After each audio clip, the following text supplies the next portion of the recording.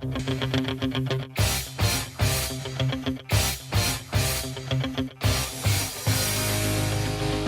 байцгаана уу? Манай Data Play podcast тавтамаар л би уянган. Сайн байцгаана уу? Би байна. Өнөөдрийн болон дараагийн хэд хэдэн дугаараараа бид хоёр судалгааны процесс болон судалгааны үр дүнгийн шийдвэр гаргалтыг хэрхэн ашиглах тухай ярих болно тий. Тэгээд эхний ээлжинд бол бид асуудлаа тодорхойлох болон датаны төрлийн тухай яриад за тэгээд дараагийн дугаарт хэрхэн анализ хийх үр дүн шийдвэр гаргалтанд ашиглах гэх зэрэг тухай ярина. Яагаад тэгэхээр энийг ингээ бүгдийг нь нийлүүлчихээ нэлээд урт болох гэдэг учраас бид нараас туслаад ингээ наривчлсан байдлаар ярих нь зүйтэй болов уу гэж бодлоо. Тийм тий. За тэгэхээр судалгааны хувьд бол бид нар судалгаа хэрхэн чанартай хийх вэ талаар өнөөдрийн дугаар бол ярина. Харин data science-ийн талаар бол хоёул нэлээд хойшоо дугааруудаар ярина тий. За тэгэхээр хоёул судалгаагаа тодорхойлоод эхлэе тий. За тэгэхээр судалгаа гэдгийг тодорхойлох байгаа. Судалгаа гэдэг маань ер нь бол тодорхой нэг асуудал шийдэх зорилгоор дата цуглуулад за түүндээ математик, статистикийн арга аргачлалыг ашиглаад анализ хийн нэгтгэхэд үр дүн гаргаж ирж байгаа тэр процессыг ерөнхийдөө хэлээд байгаа юм л да. За жишээн дээр тайлбарлах юм бол ер нь бид нар одоо хин нэгэн өвдлөө гэхэд бол эхлээд бид нар зөв онш тавиад тэрнийхээ дагуу тэр зөв оншийнхаа үндсэн дээр бид нар бол эмчилгээгээ сонгож шийдэхтэй ямар юм уухан ямар хаалгаа хийх юм ч гэх юм. Тэгэхээр энэ жишээтэй адилхан судалгаа бол яг тухайн ямар нэгэн байгаа асуудалд бид нар онш тавихад бол судалгаа хийдэг байж байгаа. За тэгэхээр үүн дээрээ үндслээд бол бид нар оновчтой шийдвэрийг ол гаргаж чадна гэж байгаа шүү дээ. Тий. Тэгэхээр одоо жишээлбэл би бас ахад нэг түрүүн жишгээ жоохон дэлгэрүүлээ ярих юм бол хин нэгэн магадгүй ингээд нуруугаар ингээд өвддөг шүү дээ. Тэгээд ингээд жоохон халуурангууд нэр энэ яг нуруугаар өвдөд бөөрийн өвдчихгээл тэгдэг шүү дээ. Тэгээд очиод бөөн шинжилгээ өгдөг. Тийм баг шинжилгээ шийсний шинжилгээ тий хоо гэж одоо шинжилгээнүүд өгөөл тэгээд тэрэн дээр үнэлээ. За бөөрийн өрөвчлөх байх юм бол за ийм эмчилгээ хийя, ийм антибиотик ууя гэдэг ингэдэг шүү дээ. Тэгэхээр энэтэй адилхан энэ бол яг тухайн хүнд тохиолдсон байсан зовир тийм энэ зовир нь өөрөө тухайн хүнд бол асуудал болсон байж байгаа тийм. За тэгэхээр эргээд бид нар ингээд байгууллага ч юм уу эсвэл улс орн ч юм уу ямар нэгэн одоо ингээд нийгмийн ч юм асуудлын хүрээнд ярихад энэ өөрөө ингээд энэ зовир нь бол ингээд тэрийг бол бид нар асуудал гэж тодорхойлоод тэр асуудлын онцлогоос хамаарал бид нар өөр шинжилгээний аргууд ашигладаг. За тэгэхээр энэ нь бол судалгааны бол аргууд тийм. Тэр одоо би бол бараг ингэж хэлэх гэдэг нь шээсний шинжилгээ бол тийм одоо тэр анагаахны салбарт байгаа шээсний шинжилгээ бол судалгааны салбарт бол бас нэг тийм нэгтэй нэг арга байх юм тийм. Тэгэхээр ерөнхийдөө бол яг үүнтэй адилаар бидэнд олон төрлийн асуудлууд тулгардаг тий. Тэгэхээр энэ болгоноос хамаарат судалгааны аргууд маань өөр өөр юм л гэсэн үг байна. За судалгааны үе шатуудыг тайлбарлая тий. Тэгэхээр саяны хэлснээр тэр судалгааны хамгийн анхны үе шат бол бид нар асуудлаа тодорхойлох хэрэгтэй. Яг юуг шийдвэрлэх хэрэгтэй вэ гэдэг гаргаж ирнэ. Тэгээд энэхүү асуудлаа бид нар асуулт юм уу ингээд таамаглал болгоод ингээд хуурах хэрэгтэй. Таамаглал дэвшүүлнэ гэсэн үг ерөнхийдөө бол. За тэгээд мэдээж энэ асуултуудаа таамаглалуудаа бид нар яаж оновчтойгоор одоо тодорхойлох вэ гэдэг тэр арга аргачлалыг бид нар тодорхойлох хэрэгтэй. Түрүүний хэлснээр ингээд тустай аргууд байдаг гэдэг байгаа шүү дээ. Тэгээд үүнтэй холбоотойгоор бид нэр датагаа цуглуулад, дагаа цэвэрлээд, боловсруулад, анализ хийхэд бэлдээд, за тэгснийхэн дараа бид нэр анализ хийгээд дүгнэлт зөвлөмж гаргаад, тэгээд хамгийн эцэст нь бол бид нэр удирдлагатай танилцуулаад ингээд шийдвэр гаргалтын цаашаа ашиглаа явдаг байна. 7 8. Тийм 8 үе шат ингээд орж гэнэлээд дадчихлаа тий.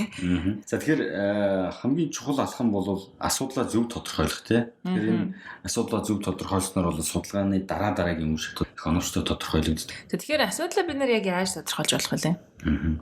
За асуудлыг бол бидэнд одоо ямар асуудал байна гэдэг одоо хоёул ингээд жагсаах юм бол тийм магадгүй одоо манай компани явуулж гэдэг юм ингээд жагсаах юм бол 10 100 асуудал. За бараг магадгүй 100 асуудалтай жагсаж болно тийм. Бид бүгдийг бол яг нэг дор хийх одоо тийм боломжгүй тийм. Бидний нөөц бол одоо цаг хугацааны хүний хөрөнгө мөнгөний мэдлэг технологийн тийм нөөцүүд бол хязгаарлагдмал. Тэгэхээр шийдвэрлэх одоо тэр хэрэгтэй асуудлуудаа бол бид нэр тодорхойлохдоо дараах одоо энгийн аргуудыг ашиглаж болно. За үүнд бол бид асуудлаа ашиглуулаар нэрэмлээд асуудлыг шийдэх шаардлагах нөөцийг тодорхойлох юм уу тий. Тэгээд үүнээс бид хамгийн нэн түрүүнд одоо өөрсдийн байгаа нөөцийн хүрээнд шийдвэрлэж чадах асуудлуудаа сонгоод тэгээд шийдвэрлэж чадахгүй асуудлуудаа бид нэр өөр амар хэлбэр аргаар ч юм уу тий. Яаж шийдэж болох вэ гэдгийг шийдвэрүүдээ гаргах хэрэгтэй. Таны хувьд ерөнхийдөө яг өөрийнхөө практик дээр тий компани ингээд удирдах явж байхдаа асуудлаа тодорхойлолтоо ямар байдлаар тодорхойлдог вэ? Асуудлуудаа бол одоо ач холбогдол тий. Ач холбогдлоор нэрэмлэн за тэгээд нөгөө талдаа бол нөөцөө мэдээж харна. Тэгээд цаг хугацааны хувьд бол бас одоо яаж хэрэгжүүлэх вэ гэдгээ бас зааглаж харна. За тэгээд бидний өөрсдийн байгаа өнөөдрийн одоо байгууллагын ч юм уу те энэ өсөлтийн шатаа бол бид нараас аягүй сайн сонгох. Байгууллага яг хаана явж байгаа вэ те өөрийнхөө амьдралынхаа мөчлөг дээр гэсэн үг шүү дээ. Тий. Тэгэхээр эндээ уйлдуулаад бид нар ингээд би бол нэг ийм хэдин критериэл ингээд аягүй харгалзаж үзээд шийддэг. За тэгэхээр ач холбогдлоор нэрмэлээ энэ болохоор яг тухайн цаг үед тухайн одоо байгууллагын хөгжлийн шатыг харгалзан үзэж хагаад тухайн асуудлаа бол ач холбогдлоор нэрмэлж байгаа. Одоо жишээ нь ингээл компани хөгжлүүдийн шат өөр шатнд өөр байдаг шүү дээ. За одоо магадгүй шинэ компани болдгоо эхлэнгүүтээ за эхний борлуулалтаа яаж хийх вэ гэл тэр бол хамгийн чухал асуулт нь тий. Гэтэл бүр тогтцсон компани бол за хэрэглэгчийн үйлчлэгийг яаж одоо илүү чанартай болгох вэ гэх юм уу тий илүү өөр асуудал тулгарсан байх жишээ нэ. За цаашлаа цаг хугацааны хувьд бол яг ойрын хугацаанд хийх ёстой юм уу, дунд хугацаанд хийх ёстой юм уу, урт хугацаанд хийх ёстой юм уу тий. Эсвэл одоо хэр яаралтай юм бэ? Энийг одоо яаралтай шийдэх бол бид нарт болохгүй байгаа гэж үгтэй юм уу тий. За эцэст нь бол яг тэгээд бид өөрсдийнхөө нөөцөнд тааруулаад түүнийхээ дагуу бол одоо шийдвэрлэх асуудлуудаа сонгоод тэгээд аргуудаа бол сонгоно. Судалгааны хүрээнд бол бид нар бас ямар шүү төрлийн асуудал гажиж болдог вэ гэхээр жишээлх юм бол одоо манай компани ашиг өнгөрсөн үеэр 30% буурсан гэдэг үр дүн гараад ирсэн тий. Асуудал бол ягаад тэгэхээр энэ чинь ингээд тоогоор баталгаажуулагдсан факт болчихж байгаа байхгүй. Хэрвээ зарим тохиолдолд болохоор ингээд компани захирлууд нэг тэр ингээд буурсан юм шиг байна гэсэн нэг тийм мэдрэхүүн нэг тийм шинж тэмдэгний юм хэлээд байдаг. Тэр маань бол яг ингээд асуудал болгоход хэцүү ягаад тэгэхээр бид нар тийм баримт баталгаажуулсан юм байхгүй болохоор. Энэ нь бол яг нь манай компани бол биш юм байгаа шиг зүгээр жишээ. Манай компани бол өөр байгаа гэдэг. Тэгэхээр одоо бид нар дараагийн шатанд яах хэрэгтэй гэхээр ягаад одоо ингээд 30%-аар ашиг буурчваа гэдэг нарийн тодорхойлж гаргаж ирэх хэрэгтэй тий. Тэгэхээр уянгаа одоо яг энэ асуудлыг асуулт таамаглалд хөрөх жишээ. Тэгэхээр ерөнхийд нь бол бид нар бас яаж харж болох вэ гэхээр хоёр төрлийн хүчин зүйл ингээ манай бизнес нөлөөлдөг байдаг шүү дээ. Хэвчлэн бол нэгдүгürt нь бол гадаад хүчин зүйл буюу макро орчны хүчин зүйл. Жишээлбэл одоо эдийн засаг хямарсан байж болно, зах зээлийн хэмжээ өөрөө ингээ багассан байж болно. За эсвэл бол хуулийн шин зохицуулгаар манай бизнесэд ингээ хүндрэл учруулад иж болно тий. Эсвэл бол нөгөөдөөгөр одоо дотоод хүчин зүйлүүд байж болно. Эндээ бол хамгийн түгээмэл одоо байдаг нь жишээлбэл борлуулалтын багийн бүтээмж хүрсэн байдаг. Эсвэл бол бүтээгдэхүүн үйлчилгээний чанар ингээ савлгаатай байвал хэрэглэгчид бас сэтгэл ханамж муутай байх жишээ тий. Гэх мэтлэнгээр бид нар ер нь бол эхний ээлжинд гадаад дотоод хүчин зүйлгээд нөлөөлж байгаа зүйлүүд ингээ харчиж болдог. Эдгээр асуултуудад бид нар бол тодорхой байдлаар ингээ өөрсдийнхөө нөөц болцыг ашиглаад хариулт өгөөд тэгээ нэг нэгээр нь ингээ за энэ манай яг үндсэн одоо төвөг учруулж байгаа асуудал биш юм аа ингээ асууж авсараад хамгийн эцэст нь тэр ашиг буурсан нөлөөлж байгаа гол хүчин зүйлийг гаргаж ирдэг байгаа. Би энэ дээр нэг жишээ хэлчих юм. Тэнтэгдэг. За одоо жишээлбэл ашиг буурсан 30% буурсан. За тэгэхээр ашиг гэдэг үзүүлэлт юунаас хамааралтай гэхээр орлогоос хасах зардал тэнцүү ашиг. Тэгэхээр ашиг гаргахад бид нар бол хоёр хэсэгчтэй тий. Орлого болон зардал.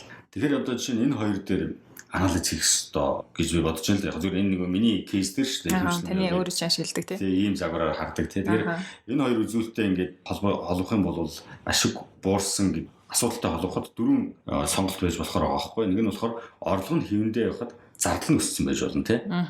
Орлого нь багассан байхад зардал хэвэндээ байж болно тий. Эсвэл орлого зардал хоёр хоёулаа ихссэн байж болно тий.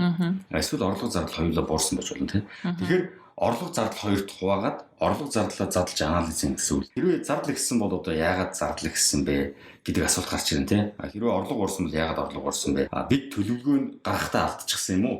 Эсвэл гүйцэтгэл дээр алдсан уу гэх мэт тий. Тухайлбал одоо их хвчлэн анх ингээд нөгөө бизнес одоо ямар нэгэн байдлаар эхэлж явах үед бол эхэндээ бол нэг дандаа орлого л яриад явааддаг. Зардлаа бол нэг төдийлөн анализ хийхгүй тий. Ингээд заахгүй олж л байгаа юм чинь тэгэл болох байлгүй гэсэн байдалтай яваад байдаг тий. Тэгэхээр би бол одоо зүгээр шууд яг энэ загварыг ингээд барайл энэ дагуул ингээд анализ хийдэг шууд. Тэгэхээр бит хоёр бол саяны ингээд урдсан зүйлүүдэд бүгдээрээ ингээд тодорхой байдлаар асуудлыг ингээд асуулт болгоод хувиргаж байгаа нэг хэлбэрүүд тий.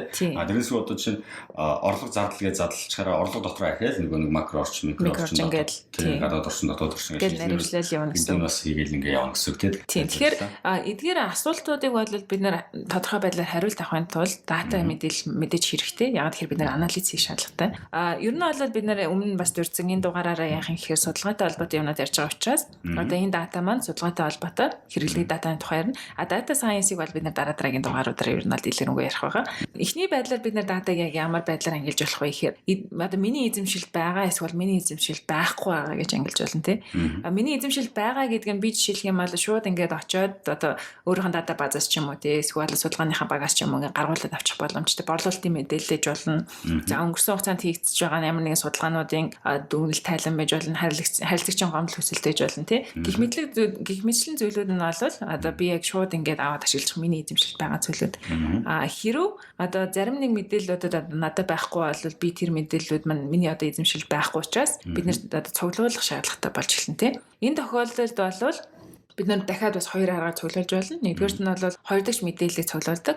Хоёр дахь мэдээлэл гэдэг маань бол хүмүүсийн бараг ихэнх хийж одоо мэддэг тийм арга байгаа. Энэ нь бол статистикийн газар юм уу, эсвэл судалгааны байгууллагууд, олон улсын байгууллагуудын хийцэн тэр судалгаа шинжилгээний үр дүн ашиглах. За эсвэл бол одоо тэр статистик үзүүлэлтүүдийг бид нар ингээд цуглуулж аваад тэрэн дээр ингээд дүн шинжилгээ хийх тэр одоо зүйл одоо судалгааг бол хоёр дахь мэдээллийн судалгаа гэдэг байгаа. Ямар нэгэн одоо өөр их сурвалжаас те өөр тайлын репорт олж авах байх. Тийм аль хэдийн нэг хийгдсэн байгаа гэсэн үг байна. Тийм. Тэгээд жишээлх юм бол бид нар хүн амын тоог нэлээд ашигладаг статистикийн төвөөрөнд гаргадаг тайлан дээр те. Тэрнээсээ тооцоолоод бид нар заримдаа ингээд зах зээлийн хэмжээгээ ингээд тодорхойлоо гаргаа явчих бас болдог.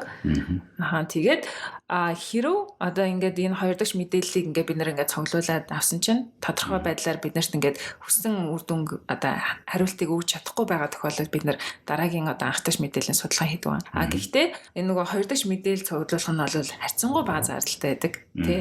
Тэгээд ялангуяа одоо нөгөө мэдээлэл цуглуулж байгаа учраас тэр маань илүү хялбар байдаг учраас одоо байгаа ихүүсрээс мэдээлэл цуглуулж байгаа болохоос боловсруулагдсан мэдээллүүд тий. Хялбар байдаг учраас ихэвчлэн бол хоёр дахь мэдээллийн судалгааг хийх нь бол их хилээд хийгддэг тий. Эхлээд хийгддэг тий. За тэгээд анх дахь мэдээллийн судалгаа бол одоо бид нэр хэрэглэгч өрсөлдөгчтэй байгууллагч гэдэг юм уу те тодорхой одоо тухайн зорилгын хүрээнд бол боловсруулсан асуултуудыг ашиглан одоо мэдээлэл цуглуулад тэрэн дээр анализ хийж гаргаж ирж байгаа тэр судалгааг бол хэлж байгаа. Тэгэхээр цуглуулагдж буй датаны шин чанараас бол хамаарат чанарын болон тоон судалгаа гэж ерөнхийдөө хуваагддаг те. Тэгээд тоон судалгаа гэдэг нь бол ямар нэгэн зүйлийг одоо тоогоор хэмжиж гаргаж ирж буй судалгаа. Жишээлбэл ямар судалгаа гэдэг лээ? За одоо жишээл сэтгэл ханамжийн судалгаа ч гэдэг юм уу те жишээ байж болно. За чанарын судалгаа нь болохоор илүү шалтгааныг тодорхойлох зорилготойгоор одоо илүү цөөхөн төвөөс тий илүү ярилцлагын байдлаар авдаг тий дэлгэрэнгүй ингэж нэлийн цадгаа сэдвүүдийн хүрээнд ярьдаг ярих байлаа хэлдэг. За тэгээд түгээмэл ашиглагддаг арга нь бол фокус үлгийн судалгаа ч юм уу ганцаарчлалын ярилцлагууд бол хэрэгтэй байдаг. Тэгэхээр Seka компани маань бол яг энэ чиглэлээр анх дахь мэдээллийн цуглуулан анализ хийгээд манай яг одоо үйл ажиллагааны чиглэл бол яг нэг тухайн одоо хэрэглэгч тулгарсан асуудалд те зөв онц тавихын тулд зөв аргаар чанартай судалгаа хийх зорилгоор ажилладаг. Байгууллагууд бол ихэвчлэн яадаг вэ гэхээр одоо өөрсдийн боломжиндод харуулад бол судалгаагаа өөрсдөө эхлээд хийдэг те. Тэгээд хийж чадахгүй эсвэл хийж амжихгүй ч юм уу цаг хугацааны хувьд ч боломжгүй байх юм бол мэргэжлийн компаниудаар хийлгдэг. Мэргэжлийн нэг компани төлөөлөл бол манайх Монголд. Тэгэхдээ зөвхөн одоо анх дахь мэдээлэлч хоёр дахь мэдээллийн судалгаач гэсэн мэргэжлийн компаниар бас хийлгэж болдог. Нөгөө талдаа бол хүмүүс ингээд нэг судалгаа гэхээр л одоо нэг компаниар хийх хэрэгтэй ч гэдэг юм уу бас бодоод тэгээд айгу удаад байдаг тий заримдаа шийдвэр гаргахгүй удаад байдаг. Гэтэл тэрнээс өмнө өөрсдөд нь бол маш их дата ээждэг. Тэр датануудыг жишээ нь яаж боловсруулж, яаж таниад, яаж цуглуулад, яаж боловсруулад одоо үр дүн гаргаад өөртөө ашиглаж болох уу гэдэг тал дээр бол бас хүмүүс эхлээд бас айгуусан ажиллах хэрэгтэй байдаг. За тухайлбал одоо жишээ нь хэрэглэгчдийн бидний мэдээлэл байж байгаа шүү дээ. Нийт борлуулалтын ингээд мэдээлэл ямар хэрэглэгчийн сегмент ямар хэмжээгээр биднээс аваад байна. Ямар хэрэглэгчийн сегментэд манай бүтээгдэхүүн таалагдсан сэтгэл хангамжтай байлгаад байна тийм.